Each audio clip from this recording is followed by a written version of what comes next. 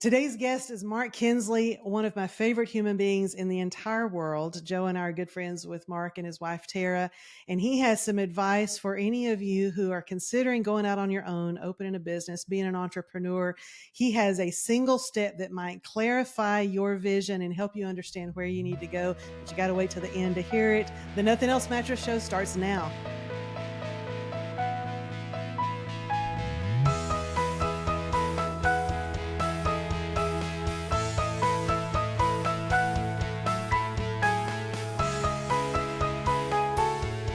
When we started out, it was just about providing for our families while being in the driver's seat of our careers. I started in the mattress industry in 1999, and when I left the corporate world and Joe and I opened the Big Mattress Outlet in 2012, we could never have dreamed how rewarding business ownership would be for us. My only regret is that we didn't do this sooner. I was terrified to make that jump, to leave the comfort of the corporate environment. As the old saying goes, I can promise you, parachute's never gonna open if you first don't jump.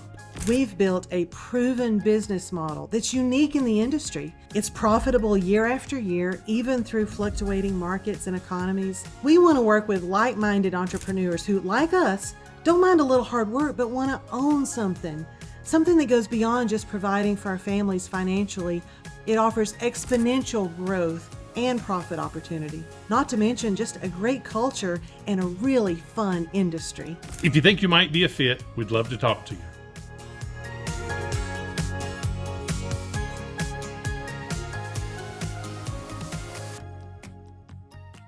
Today's guest is a very dear friend, Mark Kinsley. Mark and his wife, Tara, are dear friends of me and Joe. And man, we just think the world of Mark. And it started out as a professional relationship, but we've become dear friends. And Mark's been a great coach and mentor for our business. He's got a lot of inspiration to share. Mark, thank you very much for joining us here on Nothing Else Mattress. Appreciate your time. Nothing really mattress. Anyone can see. Nothing really mattress to me. I wasn't planning on doing that, but I mean, if you're going to put a Queen title adjacent to your podcast title, it's going to happen. I mean, come on. I mean, yeah, you know it. I'm so excited to be here. Thank you for having me. I love you and Joe and your entire Big Mattress Outlet team and Zave and the entire crew. And I've had the pleasure of actually visiting you there in beautiful North Georgia. So and it's likewise, so great to be here on your show. Yeah, likewise. We've had the pleasure of visiting out there in so what's the name of the town again? It's so small. What is it again? It's, beautiful Bentonville, Arkansas. Bentonville, Arkansas. I'm sorry. No, our little town of Adairsville, Georgia is a blip on the map. Bentonville actually was absolutely beautiful. You know, I'd never been before until we accepted your invitation to come out to Sleep Summit last year, and we fell in love with the town. Bentonville's beautiful. I always tell people Bentonville is patiently waiting for you. I mean, it is the mountain biking capital of the world. It really that is the tagline for the city. The U.S. National Mountain Biking Team relocated here. It's the reason I live here because I'm an avid mountain biker. But we have, music venues where I've seen the Roots and John Legend's going to come there, and I can walk there from my house. It's downtown. Walmart's building a $1.2 billion campus. Crystal Bridges Museum of American Art, food, fun, biking, all the good stuff that's just like sings to my soul. Yeah, don't oversell it. You'll end up with everybody moving there, and then it won't be the thing anymore. I've carved out my little postage stamp downtown. I'm good. You do. You have a great little place downtown. It's wonderful. And the mountain biking trails. My husband had thought that he wanted to go mountain biking when we were out there. He used to be an avid mountain biker, hasn't done it so much lately, and since we moved and a bunch of other stuff going on. But yeah, you took him on a little bit of a thrill ride on the mountain biking. He lived, though. Yeah, the thing is, did you die? No, he did not. And Joe, he was a racer back in the day, so maybe still is. And I did make a mistake, though, because I had two people with me, and I went down this trail, and I should have taken everybody on a green, but it had a lot of rocks and hips and a few drops here and there, and I forgot that it was that rowdy. So that was my bad. I told him fun is our top priority, safety is a distant second, and I proved that, unfortunately. So Joe's got to come back, and I'll give him another go at it. But no broken bones. I mean, I think he ended over and, landed but yeah, he picked up and kept on and, barely even any scratches, I think. And now we have a story. Like Joe Charles, just picking it up and, a burning car with flames shooting out of it, literally. And he walks away from it. Yeah, literally. Yeah. No, we won't get it. Google Joe Charles Mustang and you'll see the story we're talking about. But Mark, you've had an impressive career. And, here on the show, we like to talk to entrepreneurs or people who are thinking of taking that leap of faith, because everybody, not everybody, but a lot of people want to work for themselves. They want to have a business, and it's a little scary, right? To leave the comfort of something that you know and love. And in your case, so just to give a little background, Mark and I met through the Englander, who is a wonderful, wonderful mattress manufacturer. And so we carry Englander beds in our big mattress outlet stores, but that's how we met. But Mark, maybe give us a little background on your story even before that and coming to Englander. Yeah, I'll start there. So for the past 5 years, I've been responsible for Englander Mattress Company. It's been around since 1894. Manufacturing started in New York City by a guy named Max Englander, who wanted to bring great sleep to the world. And so the company's been around 130 years. And about 6 years ago, I came into the responsibility as president and CEO to really kind of bring the brand back. There was a lot of opportunity in the market, but we didn't have a coherent national product line. Our branding was a little bit of a mess. We had no web presence. And so that was my background. Previous to that, I'd spent 5 years running marketing for Leggett & Platt, which is a huge component supplier in the mattress industry and beyond. It's about a $5 billion company. And so through that, I had a lot of relationships in the mattress industry, and some of our customers at Leggett's customers came knocking, and I ended up hopping over to Englander, which has been an absolute joy. But before that, I was in marketing agencies, and I cut my teeth early on as a journalist. And so I started out at 21 years old.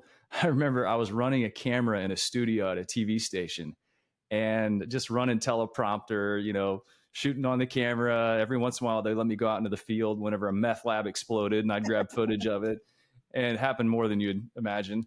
And so over that time, I actually asked the news director, I'm like, hey, I'll come in the weekends. I'll do it for free. Let me put together, they were called sound bites or VO bites, where you grab somebody and interview them. And then they let me do package pieces where I was actually writing the stories and editing the video and cutting it all together and narrating it essentially. Mm-hmm. And so I was like, you can use them or not use them, but if it's helpful, I'll do it, because I wanted to get a reporter's job. And next thing you know, I knew they had a ton of turnover. I was still in college. I was 21, and I got this a full-time reporter's job. And so that slowed down my college career a little bit. But right after that happened, I remember I was one of the only males in the newsroom. There was a weekend anchor and a main anchor, and the weekend anchor left. And so it was almost like a moment of tag, you're it. You're the only other guy. We want to have a male and a female on the desk. And my first night on the news desk, was the night that we dragged Saddam Hussein out of that spider hole and captured him. And that was the first story I ever did on the anchor desk. Wow. Wow. What a way to start out with a bang. Yeah, here you go. You're in the news business now. And so after that, I went in, I did a daily talk radio show for 4 years. And the reason I bring that up is I got my master's degree during that time, and I was working on my master's degree, but the hours were really tough. And who would have known, though, that fast forward, and whenever I took the position at Leggett & Platt, we had this content platform called Sleep Geek. And Leggett, they're making squiggly wire, right? They're amazing innersprings, but they're way up the stream away from what happens with the RSA, the Retail Sales Associate. And so we wanted to have a voice with them. And so we created Sleep Geek to help them out and have more connection with them. And basically, honestly, it was like Tempur-Pedic was spending hundreds of millions of dollars to say springs are terrible and foam is great. And we needed to combat that. And so we had all these strategies. One of them was this content platform to have a voice with the retailer. And whenever you have this content platform, you need content. I'm like, guys, let's do a podcast about the mattress industry. I'm a radio background guy. Yeah. And everybody's looking at me like, what? Why would we do this? Why would we do this? Next thing you know, here I am today, 565 episodes in. And that podcast turned into the FAM, which means For All Things Mattress. It's a community, it's conferences, and it's content, all dedicated to this industry, all dedicated to helping business growers and marketing-minded individuals and people who are elevating their mattress game get better and better and better, and have community and have camaraderie around it. And it's turned into a big enough business where I was able to take this thing I've been working on, for more than 8 years, and make the jump from being CEO of Englander to running the FAM full-time, the father of the FAM. Gosh, yeah, that's a lot to unpack there. That's a great resume. It's impressive, and I think if you were to ask most people in a professional career, the epitome of a position they could imagine would be CEO of a major corporation. Like, I mean, you can't climb that ladder any higher than that. Um, and you were there, and yet you still had this entrepreneurial kind of spirit. I mean, you loved Englander, right? Like, what was the pull that made you even be working on something on that you wanted to grow into? Yeah, loved Englander, still love it. I'm still an advisor to the company, which I really enjoy. And the new CEO, Chalin Martin, is doing a fantastic job. I just love the guy. And you're right, though. I had always had some entrepreneurial itch. So back in 2013, for example, this sounds almost made up, but I'm bench pressing, okay? And it's back when you had wired headphones. Seems like everybody's got AirPods now. I Yeah. even have some. Wired headphones. What are those again? Yeah, exactly. So I'm doing bench press and my phone falls out of my pocket, rips out my earbuds. I have to rack the weights and get my phone situated. Right after that, I don't know if you know what deadlift is, but you pick the barbell up off the Mhm. floor and it usually rests right about your thighs, hits my phone again. So I'm like, Yeah. I'm gonna damage this phone today. And people in the gym are walking around with cracked phone cases everywhere. So what I do, I took it and I put my phone down in my underwear waistband on my hip. Hmm. And I thought that's where a pocket needs to be, over on my hip. The waistband is the most secure part of any garment. And you can do Uh-huh. push-ups, you can do sit-ups, and you just need a secure pocket. So what I do, I go and make it. I had this Russian tailor like cut a pocket out of one side and use that fabric, and I had my shorts, fixed it. I could do a handstand and it wouldn't fall out, but then you could pop it right out. Yeah. So friends of mine are like, dude, that's an idea. That's an idea. So I launched a Kickstarter. So I found a pattern maker, developed a product, and got it all fine tuned, launched it on Kickstarter, and raised $65,000 for this project. Whoa. And by the time I got it off the ground, it was 2015. And I'd started in 2013. So it took a little bit of time. So I had that business even while I was at Leggett and Platt for a number of years. It was a direct Yeah. to consumer clothing brand called Kippo, Kippo. I had Kippo.com. Now Kippo.com is a dating site for gamers because I sold it. Okay. But long story short, it was great to have that experience and run that business and grow that business. And luckily, didn't lose any money. Made a little bit of money along the way, nothing major. But I learned a lot. And as you said, I always had that itch, and so I'd Mhm. always had something going on that, in the back of my mind, I'm like, I know this is the direction I'm going to go at some point because I love to use business as my canvas. I'm a creative person. I love to write songs. Yeah. I love to play music. I love. I'm not great at art or anything, but I just enjoy creativity. And somebody said one time, an artist will do art. So it doesn't matter whether you're playing piano like you, which you're freaking amazing, or you're painting, or you're acting, or you're using that creativity in business to build something. The artist will do art, and I very much relate to that. Yeah. Yeah, and I think that that's a great analogy, the art in a business, because we've had the conversations before that any product or service that's being sold, it's filling a need. And so it's an opportunity for us to create something like you did with the pocket and the waistband of the athletic garments. Like, now a lot of them are made that way, but when you first kind of invented that wasn't something you were seeing on the shelf constantly. So it was a need and gave you the opportunity to create something. And so you tap into some emotion even, um, with growing something, and it stops being at a certain point, I think anyway, for most of us, it stops being about the monetary benefit. I mean, that's why we all work, yeah, is for a paycheck, but usually that's not the first motivation, is it? Not at all. I've definitely realized that too, more than ever, as I've made this transition, because I found myself early on in my entrepreneurial journey, even though it wasn't full time yet, I was still an entrepreneur, on the side, hustling, doing my 9 to 5 and my 5 to 9.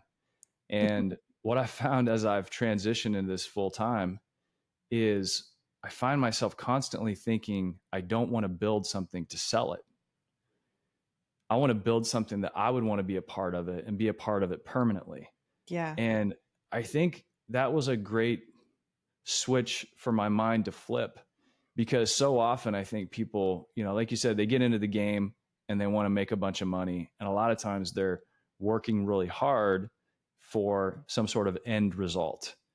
Yeah. And my gosh, if you miss 5 years of your life because all you're focused on is that big paycheck at the end, I can tell you unequivocally, because I know dozens of people like this, you're going to be missing out on your life. Your days become your life. Each one adds up.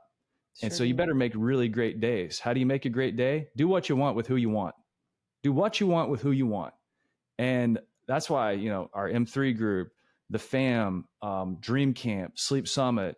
I mean, it's just so joyful to me to like create the thing that I always wished would have been part of our mattress industry, and to bring amazing people together, and to know that I don't want to not be a part of this. This is what I want to continue to do. And I've seen people who have had big exits to the tune of tens of millions of dollars, and they get non-competes and they can't do what they loved, and their lives are destroyed for periods of time. I've heard them say that they felt like they were in jail.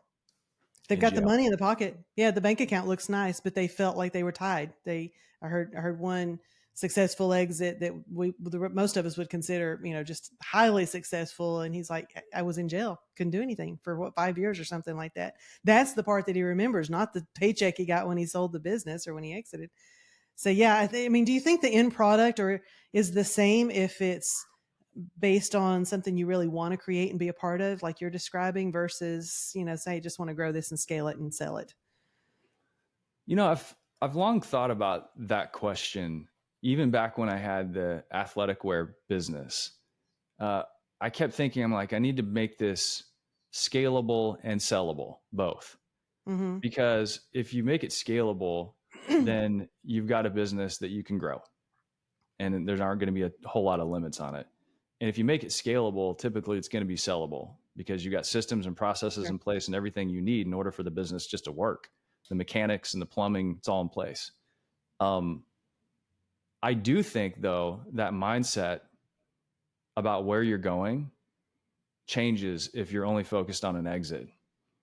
Yeah. I mean, there are people that can like marry those two ideas, I think, in their head.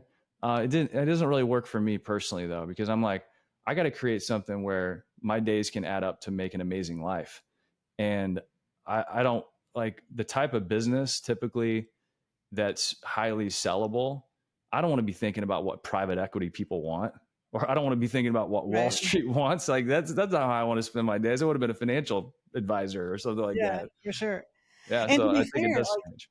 I think there's a place for both. I mean, I think it just depends on what your outcome is. And you and I are very similar in that we thrive on what we do and the day to day and being a part of it. And, with Big Mattress Outlet, I'm the same way, and growing it in the BMO franchise. I'm not thinking about what can I sell down the road. It's what, let me build the organization that I want to be a part of.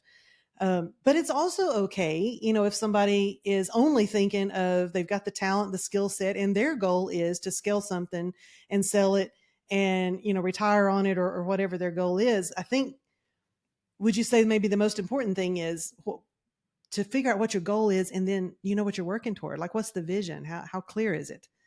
Yeah. I mean, we talk about it a lot, like in our private groups. It's like, you got to have just absolute 4K clarity on what you want the business to be, what you want your life to be. Now, I'm going to talk out of both sides of my mouth real quickly, because if you have a business that you want to be a part of and it's all consuming in terms of your identity, then if you were to lose the business, or you had to sell the business in order to retire, then is your identity shot?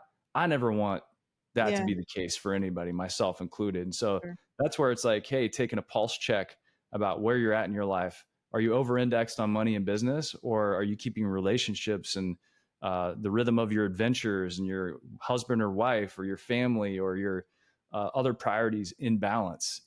So that's my double speak for you. No, but it makes sense though what you're saying. And I think, so talk about the 4K vision, because I think, if somebody's listening and maybe they're deciding, maybe on the verge of taking that leap of faith, and they're, thinking of starting a business, or maybe they've got some talents, unique abilities that they feel could be successful in business ownership, but there's just that, what's the path forward? Talk about a vision versus a 4K vision.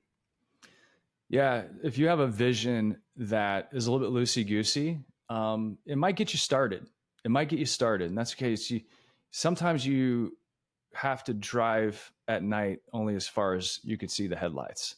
And that's okay. But there comes a time whenever the sun needs to come up and you really need to see very clearly everything around you and where you're headed, and at least have a vision for where you want to go. The 4K vision is that guiding light. Because also what ends up happening if you don't capture your vision, number one, you're going to be constantly questioning, am I going in the right direction? Am I doing what we set out to do? Yeah. Otherwise, it's just you're changing opinion with your internal self-talk. And that's not going to work for you as an entrepreneur. It's definitely not going to work for your employees and your team who are like, what the heck is going on? Every day is a new day. Yeah. So that alignment that happens for yourself and for your team from great vision is almost like the foundation of getting that thing off the ground and making it go. The other thing that I think is really important to note on like having a clear vision is what it does in allowing you to say no. Because I mean, if I hand you a wet towel and I say your job is to get as much water as possible out of this towel and into this bucket, and you give it a little squeeze and then throw it in the utility sink, I'm like, wait a minute, no, hold on a second, like wring that sucker out. Mm-hmm. And if you're not strong enough to wring it out, go get some people to help you, like run it through a machine if you have to, like let's wring this towel of all the water that's inside of it. I think that's what ends up happening with a lot of entrepreneurs too, because they get inside something and they find quote unquote opportunities, but they have not wrung every ounce of value out of the industry that they're focusing on or the niche that they're focusing on. And so until I think you're able to really do that, like wring all the value out or add all the value you can, don't stop focusing on that. I mean, even my personal story, it's called the FAM. It means for all things mattress. The bigger vision for me was, number one, a FAM is a community. That's how we talk about our industries, our jobs, like family. I'm like, that's what I want. I want a community. Yeah. But beyond that, it meant something for all things mattress. And beyond that, it could mean something else, which is furniture and mattress, or furniture, appliances, mattress, all the durable goods. But right now, I haven't even scratched the surface, in my opinion, on making sure that we've done everything we can do for the mattress and sleep industry, for the mattress industry that's focused on helping people get better sleep. And so I think that 4K vision is really important for understanding, have we really exhausted all the possibilities within the niche that we've signed up for? Because once you start scattering your attention, my word, good luck. It's awful. No, you're right. And so, we talked about mapping your journey and knowing what the steps are. Let's say I want to go to Yosemite National Park, which is one of my favorite places on earth. I know it's in California and I know the general direction. And could I leave here in North Georgia and head that way and make a good part of the journey just by going sort of in that direction? Absolutely, I could. But if I wanted to actually get to my destination, doing that alone wouldn't work. At some point, I'm going to have to consult a map, GPS, something. I'm going to have to get some specifics. I'm going to have to know which roads are open. What time of year is it? Do I need to go in from this entrance or that one? If it's wintertime, am I going to the valley? Where am I going to stay when I get there?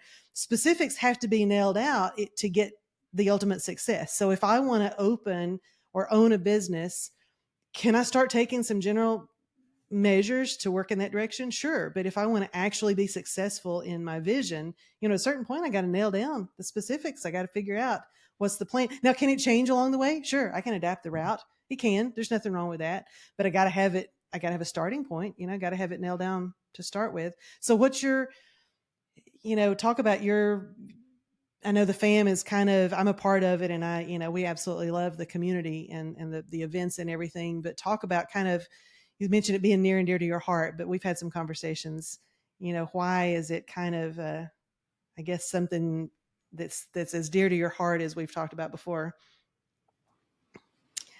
I think so many things around a person's motivation probably go back to childhood in some way. And I think that's where it goes for me. I always wanted to be the type of person who brought people together. And I wasn't always the type of person who brought people together because I was a scared little kid whose dad left when he was 8 years old, and his parents actually didn't get divorced. And we lived apart until after I graduated high school. And once that happened, I just remember not wanting to have kids over to my house because it created so many different questions I didn't have the answers to. And I was scared to tackle those topics. And I think deep down, I always wanted to be the type of person who brought people together and Wow.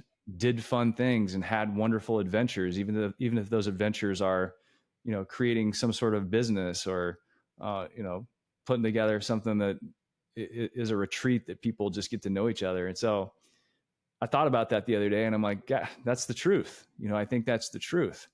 And now here, as a man, it's just such a joy to have had, the opposite of that feeling and that ability to experience what it's like to like build a tribe and just like go all in for each other.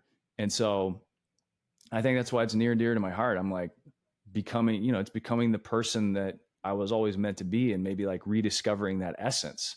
And when Wow. you step into that and like I am this superconductor of bringing people together, you're like, bam, yeah, feels right. I can put those clothes on and keep wearing them. God, that's deep. Thank you for sharing that. I appreciate that. You're so right that a lot of our motivation comes from things in childhood. I know I've shared, with you before even that some of my drive to succeed comes from childhood, not being popular, not having a lot of friends, and kind of being told you can't, you're not good enough, you can't do this. And those people are not a part of my life anymore. I probably can't even remember the names if I had to. So it's not about proving to them as individuals anything. It's about a mindset that goes back to childhood, that these emotions that are created when we're at such a tender age stay with us for our life. And so sometimes they kind of become the direction that we go, to kind of soothe or ease those emotions. That's pretty powerful, but true. Well, now you're like the most popular person in the fam. So whoever said I finally anything have opposite. friends. Yeah. Well, it's, the thing that's maybe worth kind of like parsing out too, is that it doesn't have to be, hey, these people said mean things to me and I think they're wrong, so I'm going to go prove them wrong. Right. Sometimes those mean things or those um, minor or major childhood traumas, sometimes they surface in you who you really are. And that, and you're out to prove it to yourself. So I think sometimes even in the past, like I've gotten hung up on this idea of like, my high school counselor said I was never going to graduate college. And I realized that she was reading the label from outside the jar. And what she was reading, I didn't want to be my label because that's not who I was on the inside. So there was a disconnect with what the mean things that were said to me and who I really was. And I'm like, I have to start demonstrating that to myself, if no one else. And the outside world's just going to have to see it.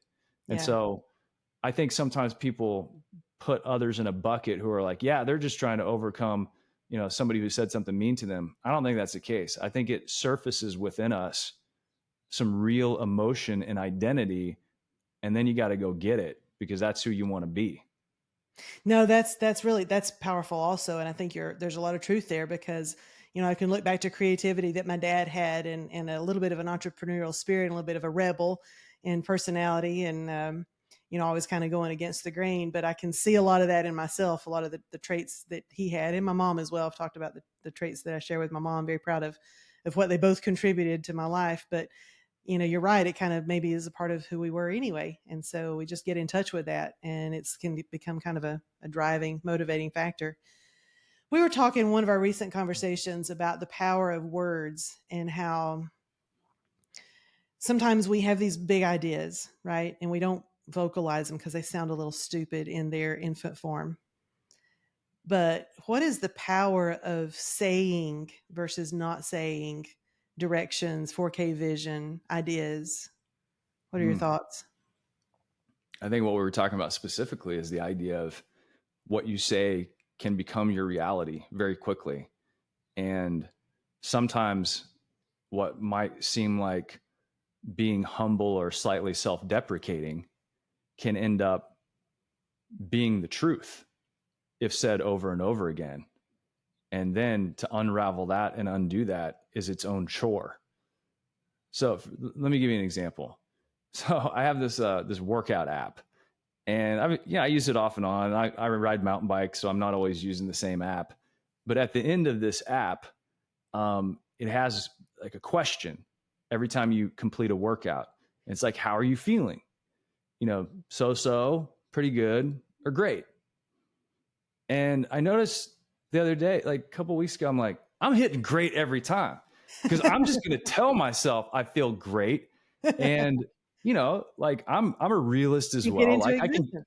I can get in touch with my body and my emotions and make sure that, I'm not lying to myself. But I'm telling you, the power of words and what comes out of your mouth, if you look at the Bible, what did God do? He spoke the world into existence. If you're created in the image of God, many people believe they are, you Yeah. can speak these little bitty worlds into existence and they become real. I can't tell how many times I've written down goals, for example, come across some shred of paper I didn't know was there. 2 years later, I completed them all of them. You set things into motion with your words, with what you want to manifest to be true, with what you write down. It's happened to me over and over again. And I know many people that say the same thing. And we try Yeah. to put so much logic around things these days that, okay, you can not believe that that's true, or you can try it and believe it and then see what happens. Words are so, so powerful. And, we tend to remember negative words that might have been said to us. I mean, we could probably all think back to all kinds of times in our lives that somebody said something that they might not even remember saying, but it struck us in a negative way and we remember it. Their words hurt. When you're married or you're in a close relationship with someone, you've got the power with just a few words to really cut deeply. But our words have the opposite power too. And sometimes we're afraid to use them for the good like that. I don't know why we are, but we're so slow sometimes to affirm one another, affirm feelings. But in the context of what we're talking about here, with being an entrepreneur and thinking about a business, you know, speak your goals. I mean, you could, and we're not getting all woo woo with it. Speak it into existence. Obviously, there's some action involved, but once you speak it, now it's hanging out there, it's hanging out there as a thing for you to work toward. I'm always trying to work to become a better leader. And I think if you don't believe it for yourself, try it out on other people and acknowledge them and congratulate them. If you just do those two things during the good times, it will have a magical and monumental effect on your relationships, on your employees, on your husband, on your wife. Like, hey, I just want to acknowledge that this happened. Like, for example, earlier today, I was like, and I'm not bragging, I'm just saying, like, I'm working on this, so I have to speak it out loud. We were meeting with the fam team about Dream Camp, and Dream Camp is our private retreat, invitation only. Of course, nominations or invitation. And we were going through some of the fun things because Dream Camp is a lot of fun. So we try to make it fun. And Adrian and Tara, who work on our team, who they just nailed it. And at the very end of the meeting, I was like, okay, I just want to acknowledge that you two brought the thunder when it came to coming up with fun ideas for Dream Camp. And I know that when it made me laugh that much, it's going to bring such delight to our community. And we were all high-fiving just from that little moment. And the thing is that sadly is not always natural for me. And as leaders, I heard a great definition of leadership. It's the space we create for others. Mm. And leadership is also the space you create for yourself. And so the space you can create for others is acknowledgement, or it's congratulating somebody on something. And during the tough times, it's consolation. Yeah. Those words matter. Try them out on other people, and then give yourself the gift of trying them out on you. Yeah. The words are extremely powerful. The tongue's a powerful thing. But you're right, even that talk to yourself. So let's talk about that for a second. The try them out on yourself. Why do you think so many people want to be an entrepreneur? They want to start a business. They have these goals, but they don't take that leap. Something holds them back.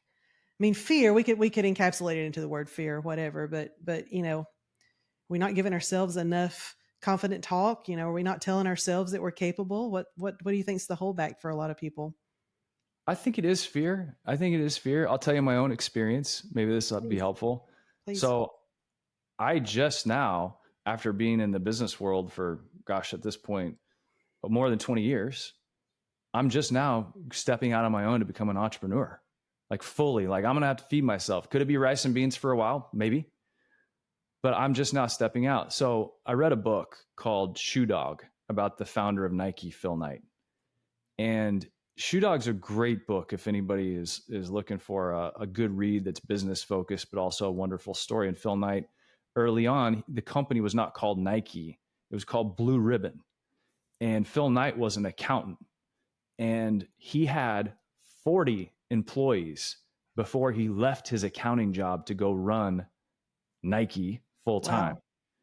And so I think sometimes people look at the burn the boats mentality, which are, it's the old Cortez the Spaniards went to Mexico and everybody went ashore and they had them fire flaming arrows at the boats and they said, burn the boats, meaning we don't have an option to retreat. We have to defeat the Aztecs. And they did. So a lot of people have that burn the boats mentality, but there's more than one way to get there. And I took more of the Phil Knight approach of, I was scared many times along my journey to fully step out on my own and be like, yeah, this is it. I'm doing it. I really wanted Kippo to work. I really wanted it to work and it didn't. And there's all kinds of reasons why it didn't. And I'm like, okay, I can chalk that up. I can use those lessons and it's going to help me at some point in the future. It was not wasted time.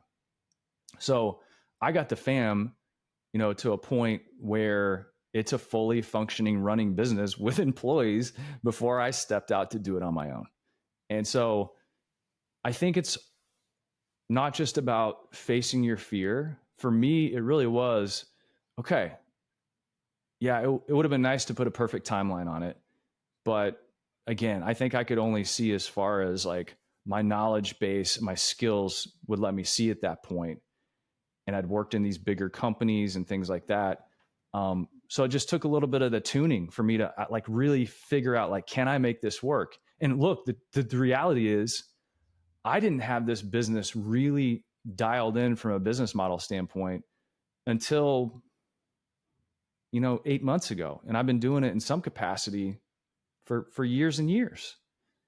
And what I realized is, I had to get some great advice from Jason Friedman and Drew Grolinger, who, I think Jason's going to be on your show, or maybe he's been on your show.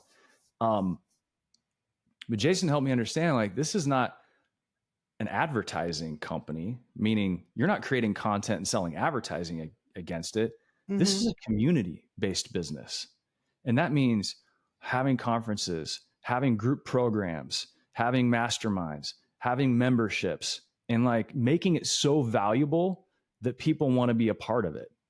Not so valuable that advertisers want to come in and put their stuff in front of people. Yeah. And that whole switch meant that I had to build a whole new business. And so sometimes it's like, okay, it's not working. I don't feel like this is sustainable. I don't feel like I've carved out a real niche. I got to go talk to some more people. I need more inputs. And then you take those inputs and you do something with them. But there's a time when you're taking those inputs and you're not doing anything with them. But ultimately it's like, writing a master's thesis. Like I'm reading, researching, highlighting, and then I got to go sit down and write. I got to go sit down and create. And, for me, like the business wasn't there. And so it wasn't just a combination of fear and can I make this work? It's like, I knew it wasn't going to work in that current state. So I had to go figure it out. So all that to say, there are a lot of different ways to skin this cat, and fear is definitely part of it. But when it's not there yet, for me, at least I did. Well, I think that's valuable to point out that you surrounded yourself with people that you could kind of take coaching and advice from, because none of us are know-it-alls, in any field. I don't care how many years of experience you have in a particular field, much less launching off onto sort of a new business model. I mean, none of us are know-it-alls. None of us are supposed to be great on day one. So sometimes there is that aspect of, okay, what I'm doing, I wanted to do this. Now I want to be an entrepreneur and I got my business and it's not doing what I thought it was going to do. So do I hang up my towel and say, well, I guess that didn't work. I tried it. And, now I'm going to go, get a job over here now. But, if this is really your goal, well, you get some coaching, get some advice. What can I do? What can I do to shift so that it becomes something now that is profitable, or that's what I want it to be? I think it's really important, a really important learning experience, and that all of us probably who have had a measure of success in business can recognize that, you don't know it all. We'd all You love don't know to, it but all. you just don't. In fact, you know a whole lot less than you thought you did when you started out. I think that's the definition of wisdom. It's like, my gosh, you learn what you don't know. And gosh, I tell you, this is one of the things that's been the rub for me for a long time. Entrepreneurship, business, ownership, whatever, management, it can seem so lonely. It doesn't have to be that way. Nope, Go not at get all. your tribe, go find your people, and don't stop until you find them. Yeah. And that was the thing. I'm like, being in this industry, in the mattress industry for as long as I have, like 13 years, I think at this point, I would always go to these conferences and I'd be like, where's the connectivity between these shows? Like, I'll go to Vegas market and I leave and like I make all these great friendships, but we don't do anything in between. It seems very transactional. I was like, Yes. I want people to like navigate this as a family. Let's do this life together. And let's not have entrepreneurs being back in their hometown with a dirty window store down the street that they think that's the industry. And then they come to our events and they're like, oh my gosh, there are other amazing people here. It's just me scratching my own itch. And I think that's a lesson worth thinking about. Like, what do you want? Like, how do you want the world to be? Go make that if there's value in it. Totally. And I can say the transformation in our business since becoming a part of this has been just profound. I mean, I can't even put into words. So yeah, I haven't been a part of the mattress industry for so many years up to this point, 25, I'm in year 25 now, but it doesn't matter. Mattress industry, whatever industry a person is a part of, we do get kind of trapped in our own little worlds. We come to our own office or our own, brick and mortar store or our own computer or wherever that world is where our business exists. And then that we've got these blinders on. That is the business world we live in. And, sometimes even if you mingle with people who are in a similar industry, the guard is up. Like, you're not sharing, you're not making one another better. And what you've built and what I would encourage anybody to find and be a part of is a group where you can share and make one another better. High tides raise all boats. And if we had access to the kind of group that you have now with the fam back when we first started in the business, I can only imagine where we'd be now. I'm glad we are now, as opposed to never. But that I would highly encourage anybody who's, launching a business or something, find people that you can, like what we're sharing here with the fam in our mattress industry, find that for your industry and go make one another better. It's awesome. And it feels good. Well, thank you for saying that. And congratulations on 25 years. That's a big deal. Like, I feel like we need to have our own separate celebration just for that. That's awesome.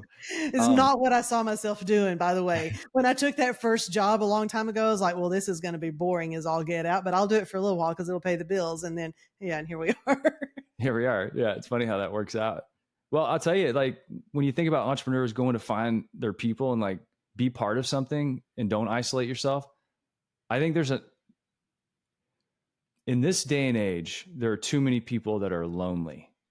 Just in general, if you use business as an excuse to be part of something, good, do it. Just be part of a community. You have to be. It's the number one indicator of a long, healthy life is being part of a group and community. There's a Harvard study that set out to study managers. It's like, at this point, it's like a 70-year study. And they normalized the data for, all these different people that were part of this study. They studied them well into their late years. And they found that some were alcoholics and drug addicts. Some had lost spouses and friends and kids, and some have lost their jobs and went bankrupt. And out of all that data, they normalized it and they found one thing. There was one common factor that no matter what kind of tragedy these people had experienced, there was one factor that indicated happiness. And it was strong community, strong friendships, consistent, strong friendships and bonds with people. Yeah.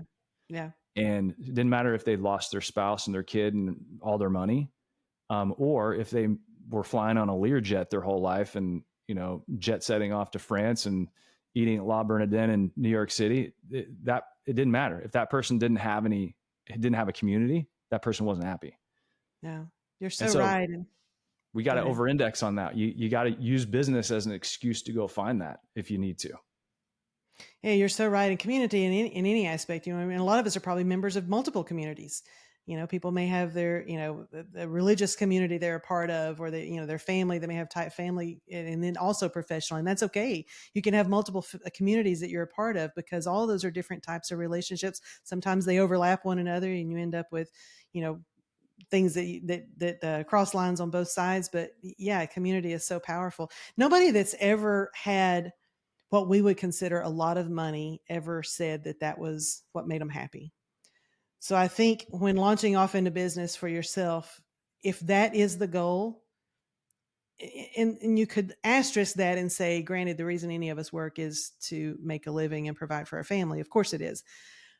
But if the goal is only to make more money, then it's just not going to make you happy. It needs to be to fill something else, like yours to create a community. Mine is to grow a business that succeeds. I just thrive on that idea. But be motivated, figure out what your motivation is. And everybody's different. There's no right or wrong. You got your own motivation, whatever it is. But probably not money is not the main one anyway, not top of list. No, for me, I think you and I are wired pretty similarly in this way, that my mind tinkers a lot. And I'm like, I wonder if this would work. Like, this would be cool. I just want to go experiment and see if this is going to work. You are and so good at that. Well, having the ideas. Yeah. I love talking to you when we talk business, and because you always have these ideas. And I'm like, why didn't I think of that? That's so easy. That's so cool. Well, I think that, sometimes I've acknowledged myself as a bit of a scout. Like, that's one of my essence words. Like, I'm a scout, meaning I love to go where others may not have gone and to see if it's going to work, and then come back and bring it to a community, or bring it back to camp in a way. And so that to me is just such a joy, because I'm like, I wonder if this is going to work. I'm going to experiment on my own and, kind of do it in private. And then I'm going to, go tell everybody about it and see if it works for them. So it's a fun thing for me. Well, what else is that I find really cool as an outsider, objectively looking at you and your career and what I know of it, and what is making you successful, is that you have honed in on what your unique talents are. You're not outside of your own realm of creativity, trying to do something that doesn't fit Mark Kinsley. And I think that's really important too, for someone who's, kind of wanting to have a business is, and you know what, I'll reveal a little bit of a story back when I first opened, the big mattress outlet. I had slung white rectangles for a lot of years at that point, 13 years. I was an operations manager, and I was kind of tired of selling mattresses. So I thought, out of high school, I worked at the mall and I worked at a little clothing store, and that was a lot of fun. I'd like to do that again. But, I don't want to go work at a clothing store. I want to own a clothing store, because that's where I'm at in my career now. Well, by that point, it had been 13 years since I had been even just a manager in a clothing store. So I didn't know the industry, but it's what I wanted. And I met roadblocks along the way. Now, could I have forced the issue because, by golly, I want to have a clothing store, that's the business I want to set up? Sure, I could have. Would it probably have failed? Probably. I'm not saying for sure, but it was outside at that point of my wheelhouse of talent. And it took a few people that are really close to me, my husband Joe being one of them, to kind of, shake me up a little bit and say, hey, do what you're good at. Do it. If you just want to be an entrepreneur, then just do what you're good at, which at that point was mattresses. And what I had to do was take a shift in my mindset, that I didn't have to be passionate about mattresses. It wasn't the product. The passion was in growing a business, and I could grow a business with anything. So might as well use a product that I was actually familiar with and good at. So, the rest is history, and I opened a mattress store, and here we are. But I think that's important. What are your thoughts on that? Because I see that you hone in on your natural talents, and that's the organization that you're building. But I think that contributes a lot to success.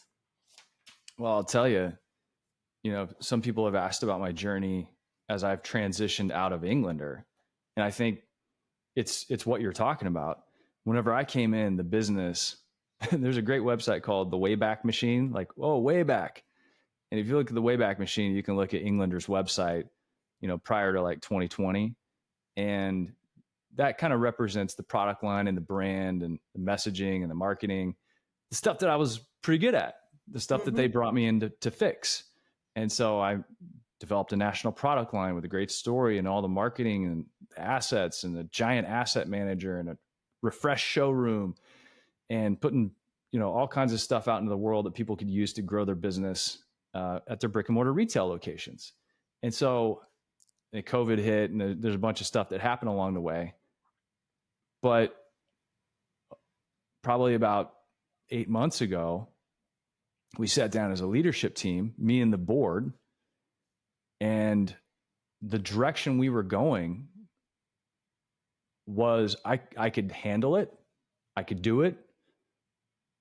It just wasn't aligned with what I was passionate about. And so we needed like a sales minded person that was going to develop programs, lots of relationships with these other large regional and national retailers. And there was like a technical side of it that, didn't tap into the creative brain that I probably am better at, or is more aligned with where I want to spend my time. And so I ended up going to the board and saying, I love this business. I love this brand. We've built this incredible foundation, not only a foundation, we built an incredible business on top of that foundation. Sure. And now it's time to bring in somebody with these talents. And I outlined what I thought that person would look like. And I'm like, it's time for me to go because I'm not the best person for this. And that was a hard thing for me to even have to acknowledge, first of all. You lose a little sleep before that conversation? A little bit. But then and it wasn't a lot though, because I felt like I was stepping into my essence and maintaining alignment with what I was good at, my essence, my unique abilities. And so I didn't lose a whole lot of sleep over it. I just wanted to find the right person so that the time that I'd spent and the passion that I had poured into this brand and the business would be taken forward with the right stewardship. And it absolutely is. Chalon Martin is an amazing young guy. Yeah, he is. And so all that to say, that's an example of what you're talking about. Yeah, it sounds like it. We discussed, seems like in somewhere I heard, it feels like it was somewhere in the fan, but anyway, that anxiety and excitement are the same chemical reaction in the brain. So was that kind of the case for you, where you got, I'm sure, a little bit of anxiety just over the decision, but once the decision's been made, does it kind of just immediately pivot into excitement for the path forward now? I'll tell you what I was feeling. And I was very pleased with this range of emotions. What I was feeling a very gentle roller coaster. And that roller coaster at the top was fear. And let's call it excitement at the top. That's probably better, peaks. So the roller coaster at the top was excitement. The roller coaster at the bottom was fear, being scared that like I'm going to step away from the security, basically, is what it is. Sure. But that roller coaster, it was almost like a kiddie roller coaster, the one with the little dragon that just gently goes up and down. Yep. And up and down and up and down. I wasn't going up to the very top of the giant, roller coaster where Wile E. Coyote's holding up a sign that says, "Can we talk about this?" And then the bottom drops out, and then you're on this crazy ride. It wasn't like that. And I thought that's the level of range of emotion I should be experiencing whenever I'm stepping into something that I know is congruent with who I am and aligned with who I am. Yeah. And so if it would have been different, and it's been different in the past because I've taken some risks, and I felt extreme excitement because I'm getting rid of this thing that I didn't want in the past. And I'm like, that's not healthy either, running away from something, versus being like pulled towards something in a positive way. It's just a maturity thing too, I'm sure. It is too, but you and I share that in common, that, I left a job that I really loved at Simmons. It wasn't a running away from something that I didn't like or trying to get that out of my life. It wasn't about them. It was about moving forward towards something that was more me and a better use of the abilities and where I wanted my life to go. Like you said, our days become our lives. And that's where I wanted to spend my days, was building something for our family. And doing it with my husband, Joe, and hopefully our kids, which is happening slowly but surely. We're getting them one by one in the business. Keep reeling them in. Yeah. But no, I've really, really enjoyed getting to know you and your story, and I'm being a part of the fam. And, maybe it's just one last thing. If you had some words for somebody who's kind of in a position where they've got the ability to own and run a business, but that just making that transition, making that one last little jump, what would you say to them? I would say to them, I really want you to know yourself first. And there are ways to really discover who you are at your essence. And sometimes we have to rediscover that. We forget that it's there. And once you do that, you can organize your projects and your work around that. And that's what's important, because I think sometimes, if people are chasing money, it's going to be a dead end. Um, and if you're chasing escape from your current job because your boss is a jerk, that's going to be a dead end. Yep. It has to be something that's magnetizing for you. And I think all of that comes back down to like really understanding your essence and who you are, because when you do that, everything else falls into alignment, and you can make $1 million or $100. If you got a smile on your face and your family's happy and they're happy with you, and you're doing something that gives you energy instead of as an energy vampire, you're going to feel it. You're going to feel that. And so it starts with you as an individual, and get clear on that. And then, once you go after it, you'll know if it's right, and you'll wake up in the morning, hopefully really well rested because you had a great mattress and a great night's sleep, but you'll wake up every morning and be like, all right, let's get after it. Like I'm just excited. Like I'm excited to be here. This is what I want to be doing. It doesn't feel like work.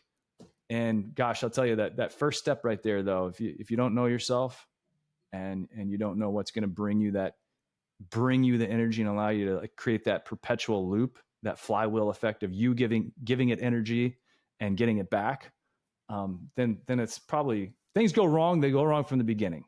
Yeah. There you go. I agree with that.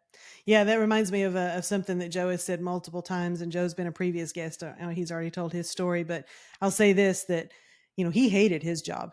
And so Monday mornings, having to go back and know he had 5 more days ahead of him of days that he hated, that feeling set in, not Monday morning, but Sunday, because Sunday scaries. And so he will tell you now, 12 years later, that not one time has he felt that. Not one single time on Sunday has he worried or wondered, what was it going to be like on Monday? Not once.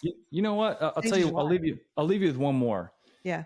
Because if you hate your job, if you really hate it, and making a change what you need to do, and make change, do it. Don't sit around and swim in that cesspool of hate tar. What I will say though, and this might be a good exercise, get your pen and paper out.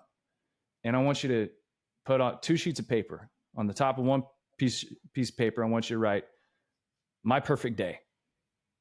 And on the other sheet of paper, I want you to write my perfect work day. Okay. We talked a lot about your days become your life. Well, how do you solve for this? You need to be able to write down in a 4K vision, envision what is a single perfect day for you. I did this back in 2015. I got offered a job outside of the mattress industry in Kansas City. Basically, I came back from the job interview. Tara said, what do you think? And I go, do you want to move to Bentonville? And she's like, the job's in Kansas City. I'm like, I don't want that. I've been doing this perfect day exercise. And part of my perfect day is you and I walking as many places as we can, not being in a car. I want to leave my house on my mountain bike, and I want to be on dirt without having to load up in a car.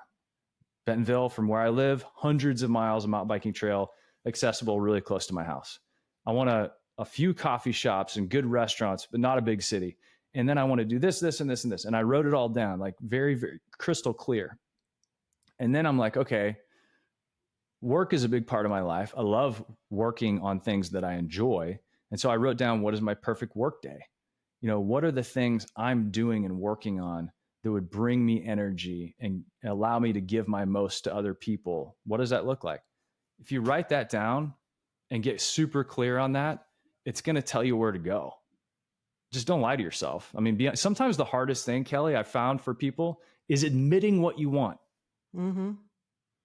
You have to admit to yourself what you really want. I want to eat 10 ice cream sundaes a day. That's my perfect day. Put it down on paper. Yeah. Yeah. Write it down. Say it out loud. Say it out loud. Yeah. Make it a reality. Mark, that is powerful. This has been an absolute pleasure talking to you. Thank you for taking an hour out of your afternoon to talk with us here on Nothing Else Mattress, and think the world of you and Tara, your wife, and everything you're doing with the fam is just wonderful. So I hope to see you in Palm Springs here in a few weeks. I can't wait. And thank you so much for being part of my life, being part of the fam. You and Joe both, and Zave. I mean, you guys have such an amazing family and a business you've built.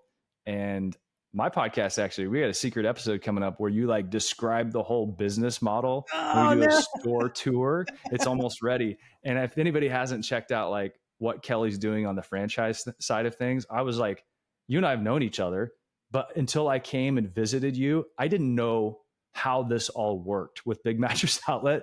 And I was blown away. I was blown away. I still am. I'm like, now that's a business model. Thank you. Yeah, it's not your regular mattress. It's not your mama's mattress store. It's your mama's mattress store. Very different. That is for sure. But we love it. Love it very much. Well, thanks again. Can't wait to see the new podcast. Thanks for that announcement. I appreciate it. And look forward to seeing you again soon. Tell Terry hello for me. All right. Thanks so much, Kelly. All right. Appreciate it.